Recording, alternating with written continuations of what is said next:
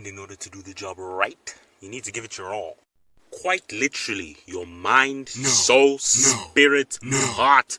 Speaking of, how would you feel if someone ripped out your heart, attached it to a canvas, and put it on display in a public place to be judged and scrutinized by a bunch of random strangers?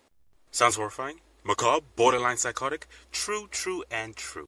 One puts one's heart and soul into a project, and that leaves one vulnerable, whether done intentionally or unintentionally. When you make art as an artist, you expose a lot of your deepest, darkest, and most twisted ideals, ideologies, and fantasies.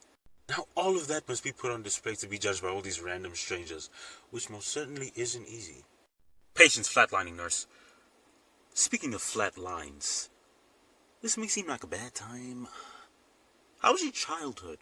Was it stable? Were both parents present? Did you grow up in the same house? Because if your answer to all these questions was yes, and yes, then buckle the fuck up, honey, because you're in for a volatile ride if you decide to venture down the road of an artist. Volatility is just a characteristic of the life of an artist. Whether it be in your work, due to the volatile nature of the career field, or the constant traveling, life as an artist is like a roller coaster ride. And just like a roller coaster ride, no matter how sick or tired or scared you get, it's strongly advised to try not to escape mid-ride. Some do though, and they usually tend to end up not alive.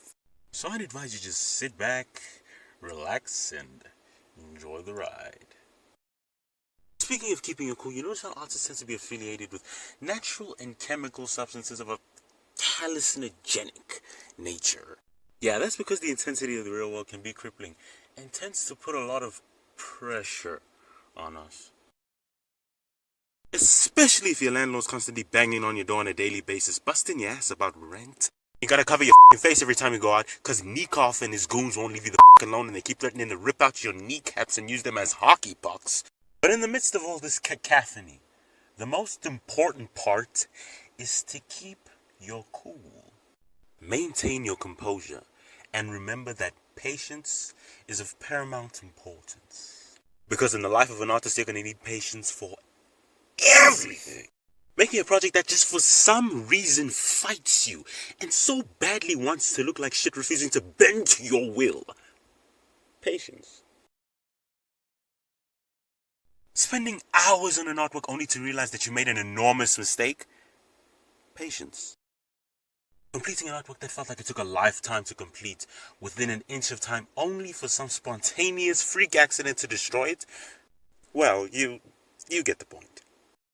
And that point I made about freak accidents is no joke. This is some risky business. Which also happens to be my next point as to why the life of an artist is hard. The field of the arts requires one to take a lot of risks.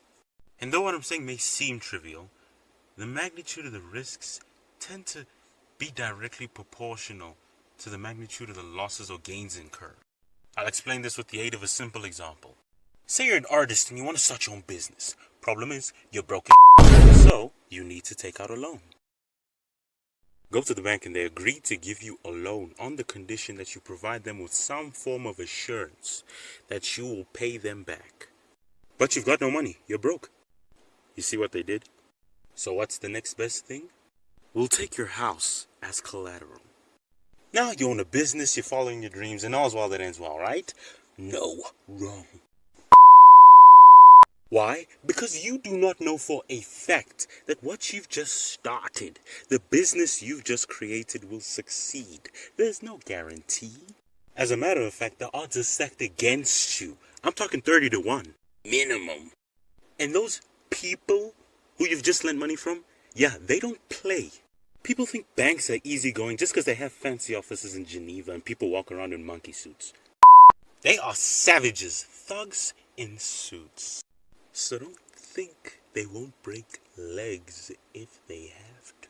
Because they will come at you with every resource at their disposal, including the powers vested in them by the capitalist economic system. But at the end of the day, you don't know if the floor will give up beneath your feet. You just need to have faith, which also happens to be my next and final reason why the life of an artist is difficult. Now, Though it sounds easy, having faith is a lot harder than we as humans make it out to be. Why? Because it literally goes counter to how we as humans have programmed ourselves to think. Faith is believing in what is yet to be seen. For example, someone tells you they have a business idea to make some quick cash, and all they need from you is a little bit of faith and $500. Oh, no. I know your kind, and that's exactly what all of you watching this video were thinking when you heard that. Why?